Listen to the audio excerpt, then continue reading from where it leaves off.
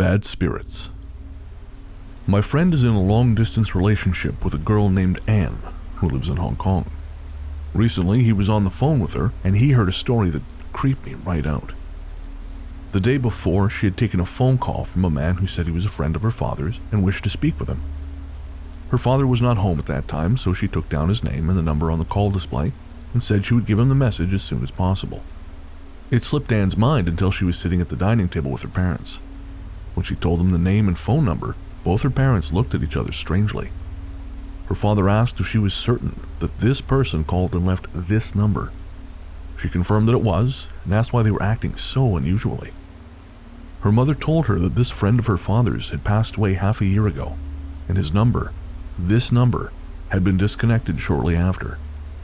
Even so, her father insisted on calling the number back to find out who it really was, and of course, the line was still disconnected. None of them spoke a word of it after that, and so Anne called her boyfriend, my roommate, here in Canada to tell him. My buddy thought she was pulling his leg, so he laughed it off and said something to the effect of the afterlife being so boring her dad's friend had started making calls to keep busy. As soon as he said it, there was a huge bang on the wall and static on the phone line. Over the static there was a deep voice, so loud I could hear it next to him, that said, "Who are you?" When the connection came back, Anne said she hadn't heard anything, as she had been briefly cut off. They quickly ended their conversation, and I went to bed. I didn't want to be involved with bad spirits. My friend got sick the next day, and we never brought it up again. The girl who laughs. This happened when my sister was admitted to the hospital and I was left alone at home.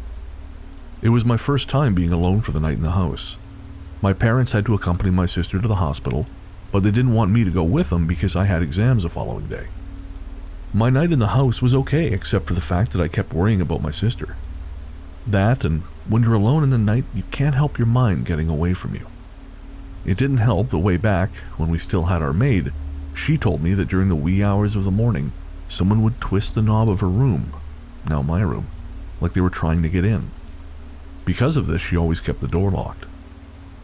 She had also told me stories about hearing things in the kitchen being moved whenever she was already in bed and about to sleep. My uncle, who also spent time in our house, saw people who were not meant to be there. Given all this, it wasn't hard for my imagination to be excited. I am a sleep paralysis prone person, and I don't know if that has anything to do with the house or not. Whatever the reason, the night my parents were away with my sister, I was experiencing a sleep paralysis event when I heard a girl's voice laughing from the side of my bed. That scared the shit out of me, because it was the first time it felt like something or someone was in my room while I was suffering through sleep paralysis. The following day, while in the hospital visiting my sister, my father asked me whether our neighbor had slept over the night before.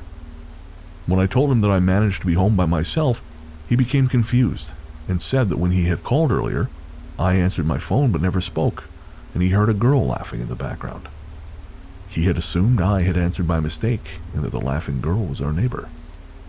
I didn't even know he had called, but when I checked my phone, there was a received call from him, but during a time when I was certain I was still asleep. It's unlikely that I could have accidentally answered it, too, because when I sleep, my phone is a meter away from my bed.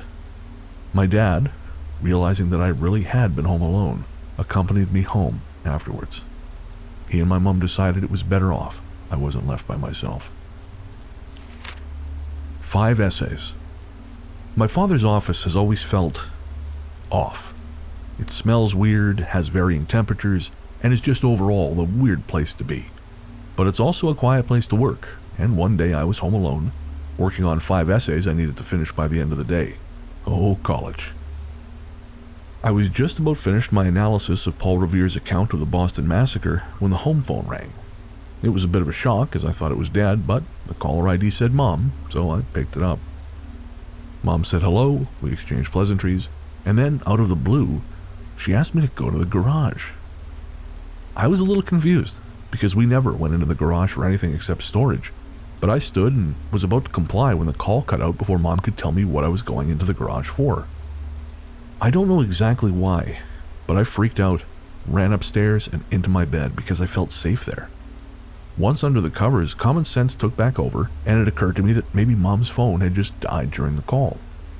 Even so, I stayed in my bed until Mom came home, and when she did, I apologized, then asked her why she wanted me to go into the garage in the first place. She looked at me like I was crazy, said she had never told me to do anything. Besides, she said, she had left her phone at home. You know what? We found it in the garage, on a shelf at least 1 foot higher than my mom can reach. What even happened? Who called me sounding like my mom? Why did they want me to go into the garage? It still freaks me out.